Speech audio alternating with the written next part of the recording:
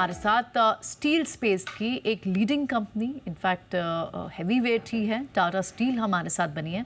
कल मार्च तिमाही के नंबर्स आए थे। कंपनी का मुनाफा तो बढ़ा है 113%, लेकिन रेवेन्यूज में थोड़ा सा दबाव देखने को मिला है 4% का।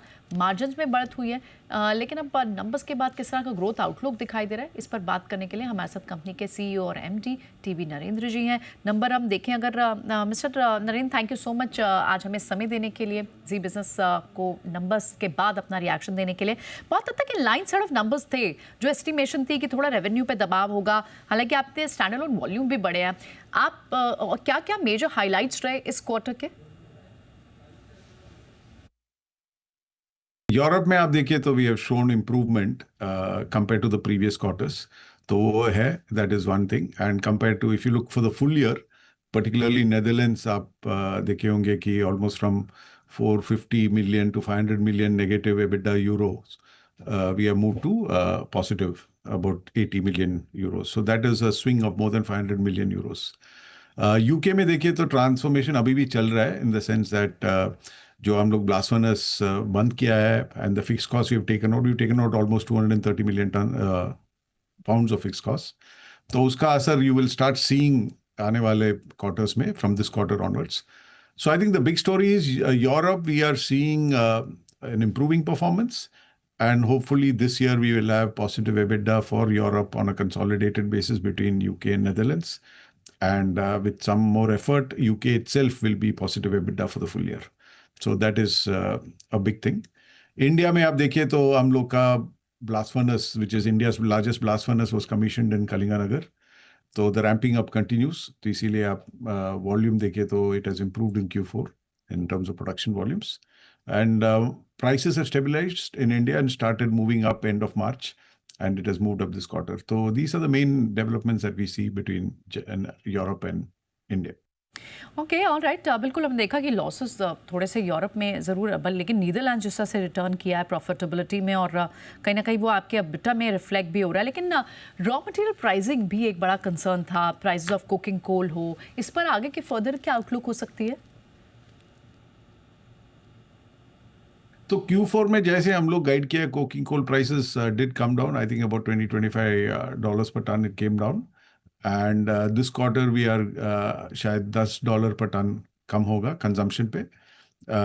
On the market price, the market price has started going up. Coking coal ka prices have gone up in the last 2 months, but consumption basis हम लोग guide कर रहे हैं कि at least will be $10 lower this quarter than last quarter. All right, Mr. Narendra, we also wanted to know कि जैसे government ने impose किया है सेफगार्ड ड्यूटी 12% कई सारे स्टील प्रोडक्ट्स पर, क्या ये सफिशेंट है? इसका क्या ग्राउंड इम्पैक्ट आ सकता है? नहीं, हम लोग ज़्यादा मांगा था as an industry. We had actually asked for 25%, but I think at least the government had to balance the expectations of different stakeholders, क्योंकि steel consuming segments have also represented that higher safeguard duty will be detrimental to them. तो इसीलिए government ने 12% पे decide किया है. I think at least it's a good beginning, और उसका असर तो ज़रूर हम लोग देख रहे हैं, क्योंकि पहले तो there was imports coming in at really unfairly priced, unfair prices, because our main point was at those prices the Chinese steel companies were losing money. So why should we allow them to dump in India? पर अभी आप देखिए तो it's more disciplined. There is less imports coming in. Prices have stabilized, which is good for the industry, क्योंकि steel industry एक important industry है private investment के लिए. तो आप देखिए तो सबसे ज़्यादा private sector investment steel industry से हो रहा है. तो it's important that the steel industry is healthy and not that it is suffering because of problems which other countries have in their home market. Okay, so price stable होना भी बहुत बड़ा caveat है, और वो होता हुआ दिख रहा है. लास्ट क्वेश्चन कि अगर हम आपसे समझ पाएँ कि क्या प्राइस डिफरेंस रहेगा इम्पोर्टेड और डोमेस्टिक स्टील के प्राइसिंग में? हम लोग ये क्वार्टर में आप देखिए तो we are guiding that our prices will be about 3,000 rupees higher than last quarter. So that brings a bit more parity between imports, and in fact imports may be a bit cheaper at this current level. But the risk with imports is you have to depend on what is the forex rate, what will be the price 3 months later when the imports come.